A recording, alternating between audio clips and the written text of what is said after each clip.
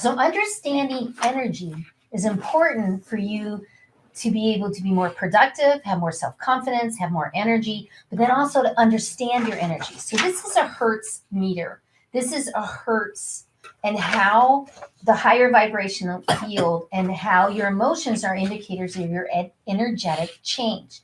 Now you can see on the bottom, we have shame, guilt, empathy, grief.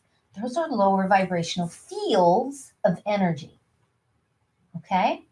But as we move up, we see that the neutrality, is that the word? It's neutrality, is about 250.